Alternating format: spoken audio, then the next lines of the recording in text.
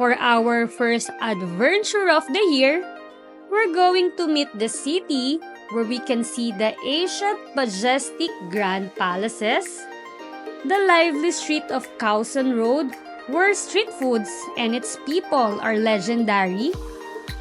From the floating markets to the hidden cafes, do shoppings, and explore its best sites, we're diving into the heart of Thailand's vibrant capital. So let's begin our journey here in Bangkok, Thailand.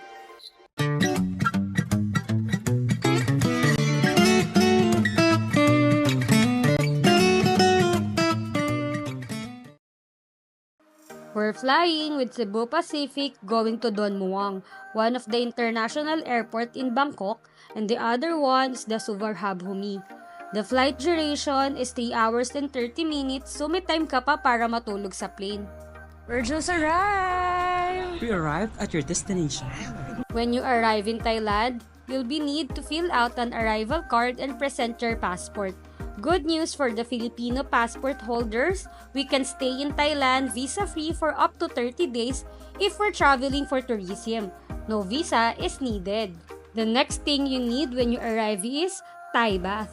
You may opt to change your bill in the airport money changer, easiest to find but higher rates, or you can withdraw directly to the ATMs with 220 Thai baht withdrawal fees. From the airport, you can take an MRT, bus, or book a Grab going to your hotel.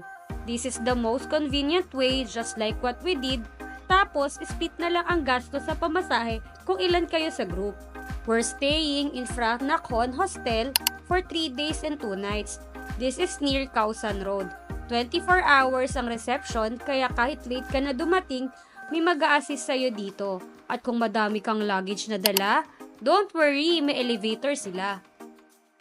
Our room is a dormitory inspired with the 2 comfy bunk bed, fully air-conditioned with mini ref, private bathroom, nahiwalay ang toilet sa bath na may hot and cold shower, complete ang toiletries with available blowers and towels.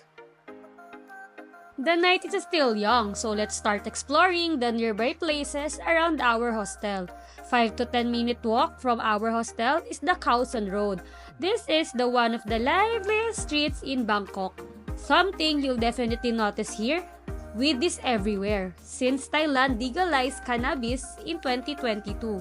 Don't worry, there's a lot of police guards in the area to maintain the safety of the individuals. Ano masasabi mo? Ano masasabi mo?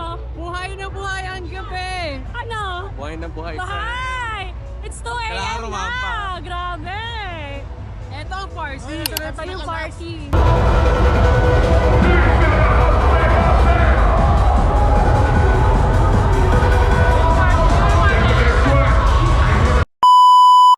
Hi, good morning. It's our day 2 here. Officially, day 1, no? Pero second day na natin. 1 full day natin. First day natin ng 1 full day here.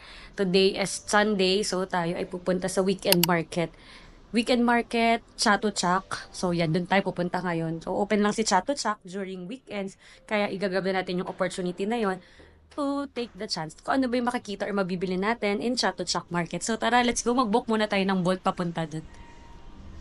To explore the city, you can take the BTS Sky Trains, tuk-tuks, taxis, or book to a ride-hailing apps like Bolt, which is cheaper than Grab. This is the most comfortable way and cheaper as you can split the bill into your group. Hi guys! So we arrived here at the Chatuchak Weekend Market. So kaya siya Weekend Market kasi it's only open during Saturday and Sunday. So nag-open siya from 9 a.m. to 6 p.m. So let's go! Tingnan natin kung ano yung mga mabibili natin dito sa Chatuchak Market. Sabi nila ito yung pinakamalaking weekend market sa buong mundo. Parang ilang hectares yung sakop niya. So tara, pasok tayo. Isang strategy dito para hindi ka maligaw is pipicturan mo yung mapa and i-check mo kung saan ba yung mga gusto mong area na puntahan. So ito yung map.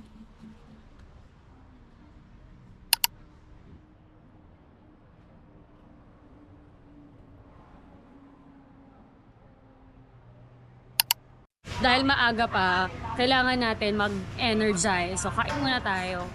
So, yung mga kainan naman dito, hindi naman siya mahirap. Kasi guys, kahit naka-Thailand siya, may mga English, naman, translation. So, kain muna tayo. Guys, grabe, ang sarap nitong tom yum na to. Kakaiba yung lasa niya. Hindi siya yung ordinary tom yum na nakakain natin sa Pilipinas. Authentic, grabe, sobra. Masarap yung tom yum sa Pinas. May lasa. Yan walang lasa. Iba yung lasa niya. Ano ba nasabi mo sa kinain mo? Parang Masarap. hindi naman po masarap. Hindi masarap to. Kakainin ko pa nga dulo niyan eh. So, friend. Wow. Oh. Puma. Hindi naman masarap, no? Hindi masabi. Hindi masyado. Worth it. Here in Chato Chak, you can find everything you need. At syempre, super affordable pa. So, let the shopping begins! Guys, ibili na tayo dito sa una nating gastos. Syempre, nung kumain tayo, ang next na gastos natin, bibili tayo ng mga foods. Ay, wow.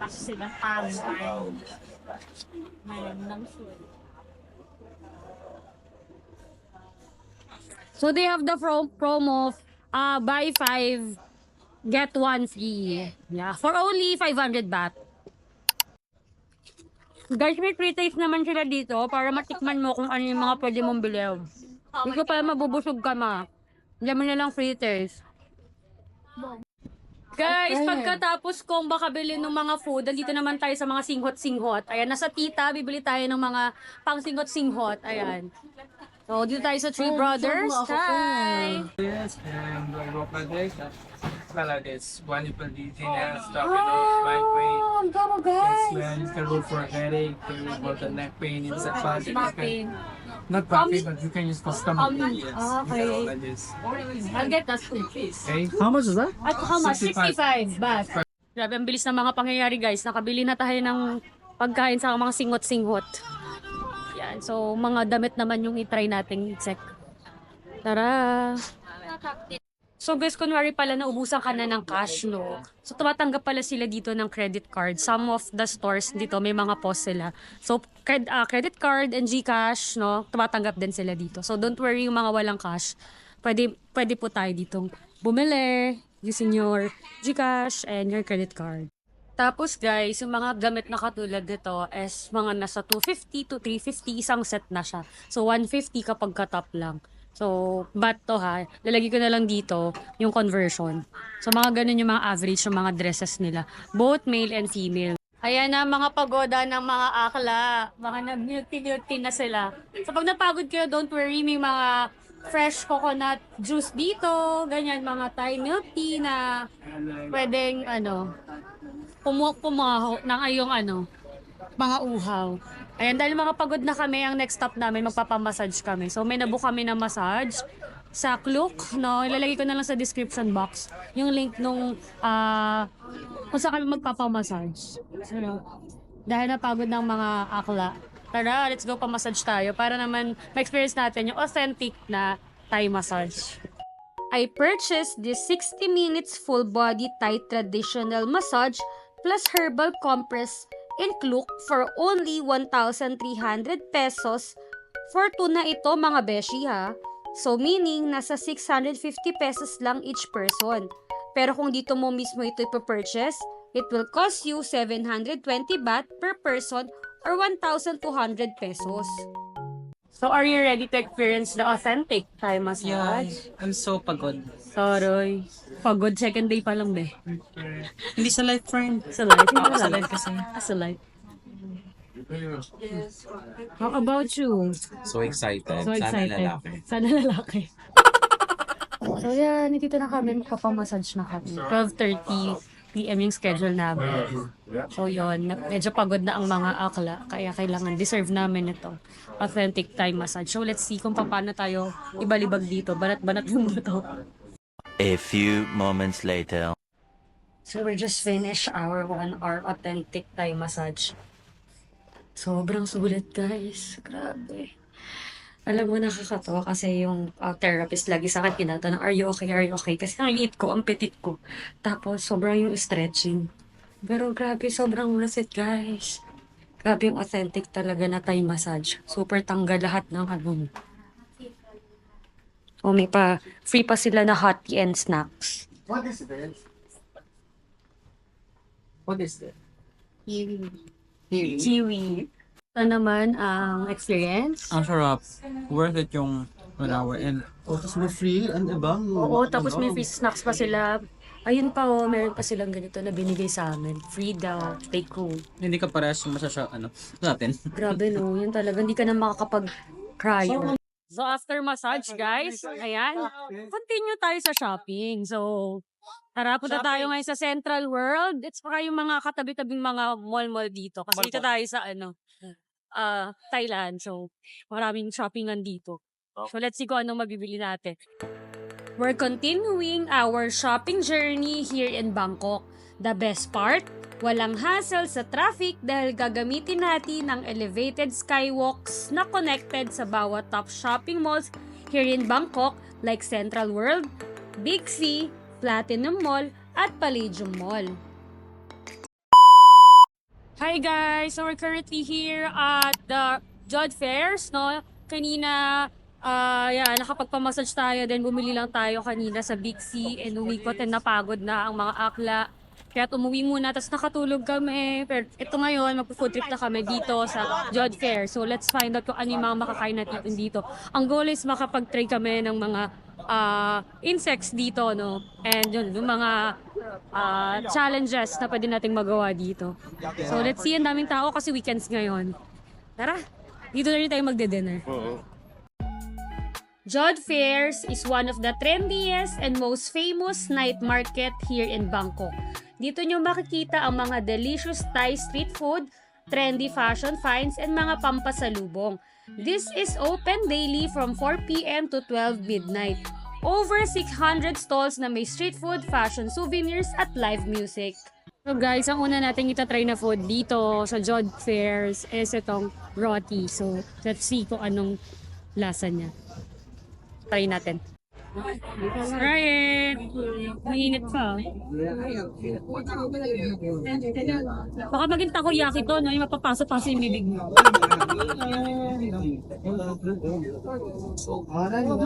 Parang siyang pancake.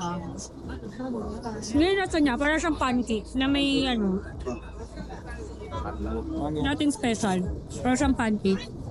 Meron ng, merong banana. Harap.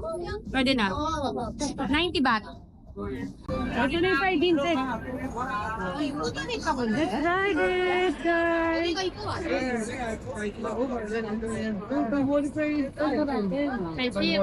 How much? Ayan, the small cup, 60. Oh, try na natin. Ay, masarap. Sarap, guys. For our dinner, let's try this lengzab, a spicy tangy Thai soup made with pork bones, chili, lime, and aromatic herbs.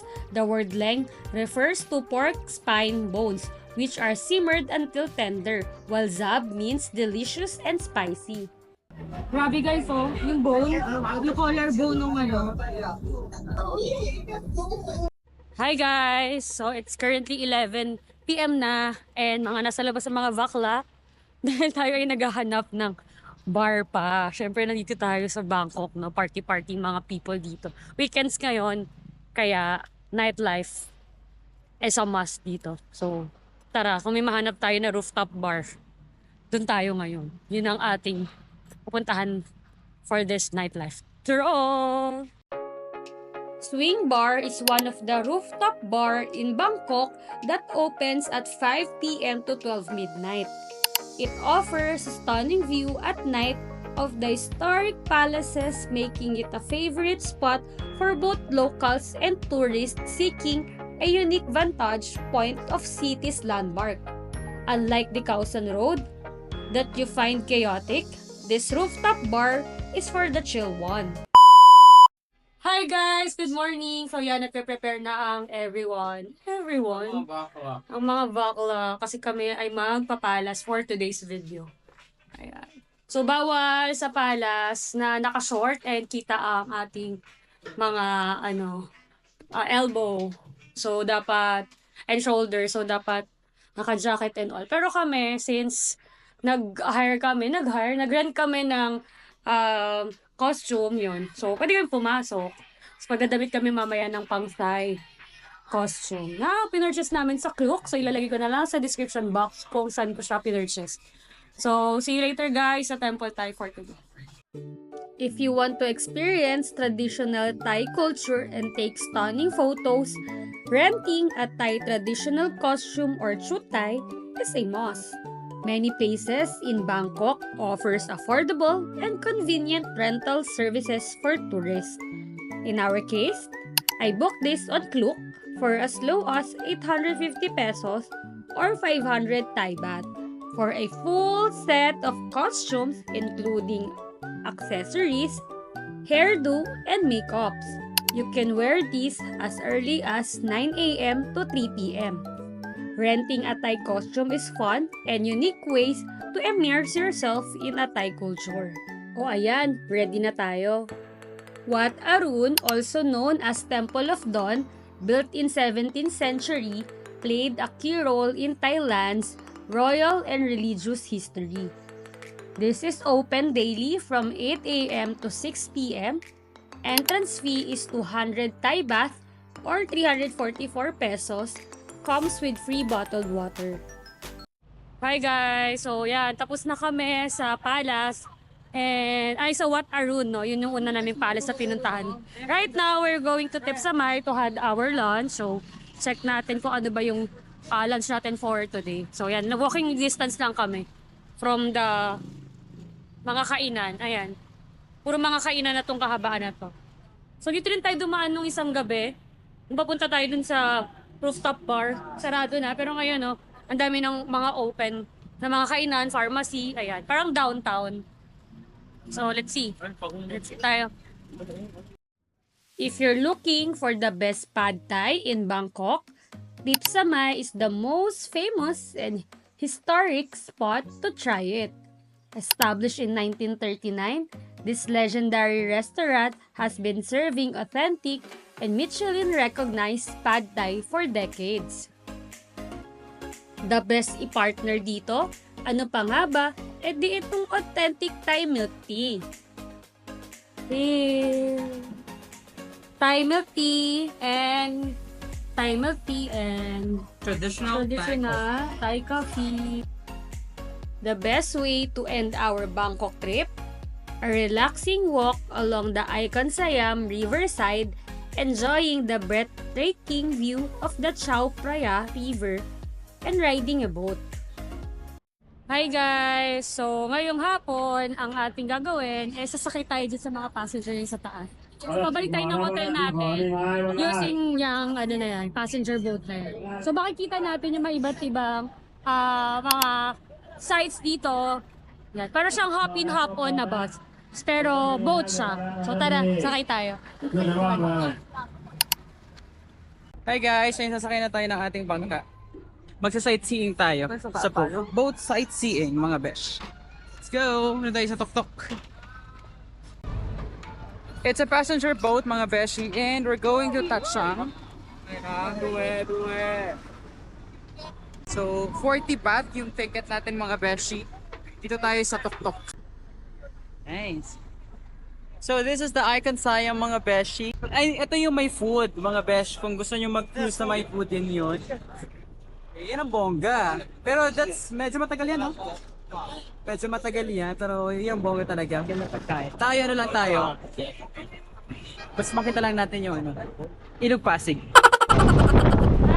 ท่าเรือต่อไปวัดอรุณผู้โดยสารที่ต้องการไปวัดอรุณ Bangkok is truly a city that never sleeps, full of history, culture, and non-stop energy. Whether you're here for sightseeing, shopping, or just to eat your heart out, there's always something for everyone. See you in my next vlog! Sawadee ka!